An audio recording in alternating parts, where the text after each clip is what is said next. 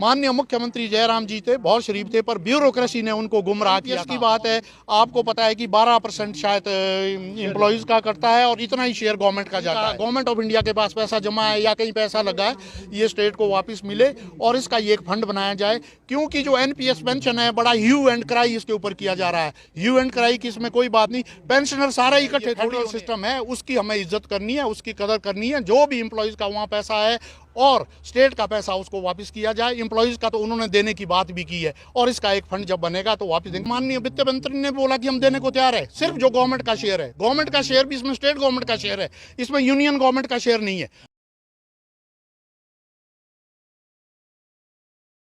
Pensioner welfare association के राज्य स्तरीय स्थापना दिवस पर सुंदरनगर के नौलखा स्थित सिरोहा कॉलेज परिसर में प्रदेश अध्यक्ष आत्माराम शर्मा ने पेंशन के अधिकार में चर्चा करते हुए कहा कि यह एम्प्लॉयज का पैसा है, इसमें प्रदेश सरकार का भी शेयर है, इसमें केंद्र सरकार का कोई शेयर नहीं है। उन्होंने एनपीएस पर कहा कि न्यू पेंशन में ह्यू एंड कराई किया जा रहा है, इसमें ह्यू एंड कराई की कोई बात नहीं है। उन्होंने कहा पूर्व मुख्यमंत्री जयराम ठाकुर शरीफ थे, ब्यूरोक्रेट्स में उन्हें उलझाया था। उन्होंने इस दौरान वर्तमान सरकार और पेंशन के संबंध में क्या कहा, आइए जानिए स्थापना दिवस पर क्या बोले प्रदेशाध्यक्ष। सुंदरनगर से नेक्स्ट 2 न्यूज के लिए परवेज अंसारी की रिपोर्ट। तो हम ये देखते हैं कि हम में से बहुत सारे हमारे साथी जो एक बैठक में हमारे साथ थे, उनमें से 1, 2 या 3 या ज़्यादा भी जो हैं वो भगवान को प्यारे हो जाते हैं। उनकी आत्मा की शांति के लिए हम 2 मिनट का मौन रखेंगे। सभी वो डिफेंस सर्विसेज में कार्यरत थे। उन्होंने 1972 में वो सेवा से रिटायर हुए थे और तब उन्होंने उसके बाद पेंशनर्स की उन्होंने अपैथी देखी, क्योंकि पेंशनर्स भी उस तरफ भी 2 तरफ बंटे थे। कुछ पेंशनर वो थे जब पे स्केल रिवाइज होता था और पे स्केल से पहले के जो रिटायर हो चुके थे और उसके बाद के, तो उन्होंने वो याचिका दायर की थी, जिसका डिसीजन माननीय सुप्रीम कोर्ट ने 17 दिसंबर 82 को जजमेंट दिया था और पेंशनर के हित में बहुत बड़ा डिसीजन था, जिसमें कि ये कहा गया था कि जो हमारे को पेंशनर्स मिल रही है ये हमारा राइट है, ये हमें कोई खैरात नहीं दे रही है सरकार। और उसमें यह भी कहा गया कि जो आपने सर्विसेज की है अपने जीवन काल में, यौवन काल में गवर्नमेंट को जो सर्विसेज दी है उसके बदले ये दिया जा रहा है। और उन्होंने उसमें बड़ा क्लियर किया था, ना तो ये एक्स ग्रेशिया पेमेंट है और ना ही ये किसी और तरह का ये उनको ये जो है वित्तीय जो 5 जज की जो उस टाइम सुप्रीम कोर्ट में जो बेंच थी, उसके जो उस टाइम चीफ जस्टिस थे वो YV चंद्रचूड़ थे और 5 जज और थी। उन्होंने ये कॉन्स्टिट्यूशनल बेंच बनी थी, उन्होंने बहुत बड़ा डिसीजन दिया था। Present chief justice of India जो है वो उनके फादर थे। ये भी हमें बड़ी गौरव की बात है कि इस तरह की जो आज के प्रेजेंट चीफ जस्टिस है वो इनके फादर थे। तो उसी उपलक्ष्य में पूरे हिंदुस्तान में और पूरे हिमाचल में भी आज पेंशनर दिवस मनाया जा रहा है। आज यहाँ मंडी में हम राज्य स्तरीय पेंशनर दिवस मना रहे हैं और हमारा जो एसोसिएशन भी है, pensioner welfare association Himachal Pradesh, सबसे बड़ा एसोसिएशन है जिसके की कोई 1,50,60,000 के करीब मेंबर है और ये एक नॉन पॉलिटिकल एसोसिएशन है। हमने पहले भी कई बार सरकार को बोला, पिछली सरकार को भी बोला और जो प्रेजेंट सरकार को है इनसे भी मैं 2 दिन पहले माननीय मुख्यमंत्री से शिमला से मिला था। चलते पूरे स्टेट का एसोसिएशन उनसे मिलेगा और उनसे बातचीत करेंगे। जो पेंशनर के मेन मुद्दे हैं वो बड़े दिनों से लंबित पड़े हैं, खास करके जो 2016 के बाद के पेंशनर्स हैं उनको वित्तीय लाभ पड़े हुए हैं, कई ऑफिस में पड़े हैं, कई AG ऑफिस में पड़े हैं। और उससे दूसरा एक बहुत बड़ा जो हमारा पेंशनर वेलफेयर एसोसिएशन का है कि जो 2016 से पहले के भी पेंशनर्स हैं उनकी दोबारा से रीफिक्सेशन होनी है, उनकी फाइलें AG ऑफिस जानी है। हमारा ये रहेगा कि इस स्टेज पे भी जितने भी वित्तीय लाभ जो ऑलरेडी गवर्नमेंट हमारे को दे चुकी है, जिनकी घोषणा हो चुकी है, वो जल्दी से जल्दी जो है हम सरकार को बोलें कि उनको जल्दी से जल्दी से निपटाए। और हमारा माननीय जो हमारे ऑडिटर जनरल ऑफ इंडिया है, AG जो है वो हिमाचल के हैं, उनसे भी हमारा आज आपके माध्यम से अनुरोध रहेगा कि जो भी फाइलें उनके पास पड़ी है उसको जल्दी से जल्दी निपटाए। ही जल्दी हम इकट्ठे होकर माननीय मुख्यमंत्री से मिलेंगे, अपनी डिमांड चार्टर उनको बोलेंगे। आने वाले दिनों में जो भी हमारा पेंशनर्स की जो भी मांगे रहेगी वो हम सरकार के सामने बड़ी जोरों से उठाएंगे। इसको ये 31 अगस्त को हमारी JCC कराई और मैं कुछ हमारी जो मांगे थी काफ़ी हद तक वो उन्होंने सॉल्व करी है। जो बात ठाकुर सुखविंदर के हम बहुत आभारी है। सबसे बड़ी बात आज ये है कि ठाकुर सुखविंदर सिंह सुखू खुद भी ये एम्प्लॉयज़ परिवार से थे और उनकी जो मदर है अभी तक शी इज़ और मेंबर और फैमिली पेंशनर है।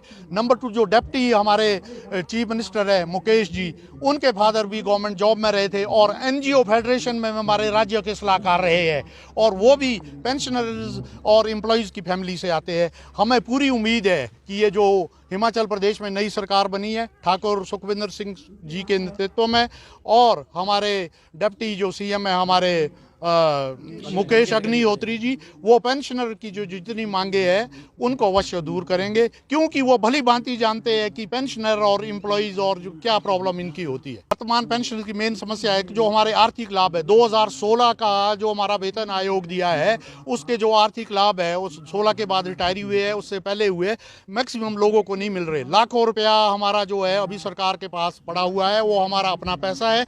हम इस सरकार से भी अनुरोध करेंगे कि अगले बजट में जैसे ही आप अगला बजट पेश करेंगे मार्च अप्रैल में, उसमें जो अभी पूर्व सरकार ने हमारे को 20% ये जो दिया है पेंशन का एरियर दिया है उस वो मैक्सिमम जो हमारे को एरियर है वो अगले बजट में उसका प्रोविज़न किया जाए और हमारे को मैक्सिमम जो है वो दिया जाए। ये हमारा पैसा है, सरकार के पास जमा है।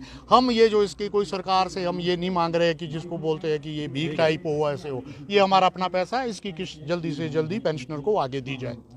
था उनका समर्थन किया था, आगे भी हम करेंगे।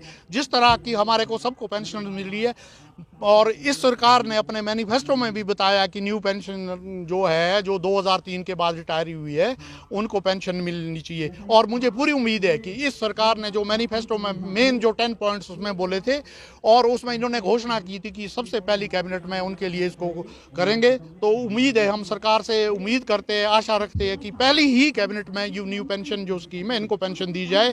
जबकि और एक मेरा अनुरोध भी रहेगा माननीय मुख्यमंत्री जी से, क्योंकि ब्यूरोक्रेट के हिस्से में ना आए, झांसे में ना आए। माननीय मुख्यमंत्री जयराम जी थे, बहुत शरीफ थे, पर ब्यूरोक्रेसी ने उनको गुमराह किया था और वैसा ही मैं चाहूँगा कि इनको ना करे। जहाँ तक एनपीएस की बात है, आपको पता है कि 12% शायद एम्प्लॉयज़ का करता है और इतना ही शेयर गवर्नमेंट का जाता है। जब भी इनसे बात होगी, जो ये एक वो सारा पैसा इकट्ठा है, ये इकट्ठा होके इसका एक बने जो ये पैसा है और उसी में जो कंट्रीब्यूटरी ये जो वहाँ इनका गवर्नमेंट ऑफ इंडिया के पास पैसा जमा है या कहीं पैसा लगा है, ये स्टेट को वापस मिले और इसका ये एक फंड बनाया जाए। क्योंकि जो एनपीएस पेंशन है बड़ा ह्यू एंड क्राई इसके ऊपर किया जा रहा है। ह्यू एंड क्राई की इसमें कोई बात नहीं, पेंशनर सारे इकट्ठे थोड़ी होने हैं। कोई 15,000 पेंशनर होंगे, कोई जो है अभी तक मेरा ख्याल है कोई 2,000 पेंशनर हुए होंगे रिटायर, आगे कोई 2,000 होंगे, 4,000 होंगे, 5,000 होंगे। इस तरह वो अभी 1,10,000 के करीब ये जो पेंशनर है एनपीएस वाले धीरे धीरे रिटायर होंगे। इसमें बहुत ज़्यादा वित्तीय लाभ नहीं पड़ेगा। जो इनका पैसा जमा है उसी का ये कोष बनाया जाए, उसी में से अभी तो 2-4 साल तक तो इनको मिलता रहेगा और जो ये रिटायर भी होने, एकदम नहीं होने, ये अगले 20-25 साल तक रिटायर होने। तो इसीलिए ये अनुरोध है कि एनपीएस का जो ये मुद्दा है इसको ब्यूरोक्रेट ऐसा करते कि बहुत ज़्यादा खर्च होगा, इतना आएगा। मैं समझता हूँ कि इसमें इतना ज़्यादा खर्च नहीं है। जो ऑलरेडी इनका पैसा जमा है, चाहे वो इन एम्प्लॉयज़ का है, चाहे वो जो गवर्नमेंट का शेयर वो इकट्ठा किया जाए, उसका एक फंड बनाया जाए, उसी से इनके 6-8-10 साल तक पेंशन दी जा सकती है। सर, केंद्र सरकार के बगैर संभव नहीं है ये, तो आपका क्या रहेगा? केंद्रीय सरकार के संभव कैसे नहीं है, मैं ये कहना चाहूँगा। ये स्टेट गवर्नमेंट है, 4-5 स्टेट गवर्नमेंट ने इसको कर दिया, राजस्थान ने कर दिया है, उसके बाद दूसरी 2-3 गवर्नमेंट है, छत्तीसगढ़ ने कर दिया है मेरा ख्याल है, और अभी पंजाब ने भी किया। इसमें बड़ी सीधी सी बात है कि यूनियन और स्टेट का जो है, जो हमारा जो सिस्टम है, फेडरलिज्म सिस्टम है, स्टेट गवर्नमेंट ने जब कर दिया है, स्टेट गवर्नमेंट ने अपना पैसा वहाँ लगाया है और जो पेंशनर है, जो एम्प्लॉयज़ है, उनका पैसा है, जो इनका पैसा वहाँ सेंटर में जमा है। माननीय जो हमारी वित्त मंत्री थी वो शिमला में आई थी, उन्होंने ये तो बोला था कि हम जो एम्प्लॉयज़ का पैसा उनको वापस देंगे जो दूसरा पैसा वहाँ जमा किया हुआ है। इसके लिए जो भी सिस्टम है, ये फेडरल सिस्टम है, उसकी हमें इज्जत करनी है, उसकी कदर करनी है। जो भी एम्प्लॉयज़ का वहाँ पैसा है और स्टेट का पैसा उसको वापस किया जाए। एम्प्लॉयज़ का तो उन्होंने देने की बात भी की है और इसका एक फंड जब बनेगा तो वापस देंगे। अगर फिर भी वो इस तरह के केंद्रीय सरकार बनती है तो इसके लिए माननीय कोर्ट है, सुप्रीम कोर्ट है और जो है, पर जहाँ तक तो एम्प्लॉयज़ का पैसा वो तो बोल रहे, वो तो माननीय वित्त मंत्री ने बोला कि हम देने को तैयार है। सिर्फ जो गवर्नमेंट का शेयर है, गवर्नमेंट का शेयर भी इसमें स्टेट गवर्नमेंट का शेयर है, इसमें यूनियन गवर्नमेंट का शेयर नहीं है। भले ही ये कहीं जो है उन्होंने कहीं किसी फंड में डाला होगा बाहर में, तो उसके लिए ये प्रयत्न होने चाहिए वापस आने के।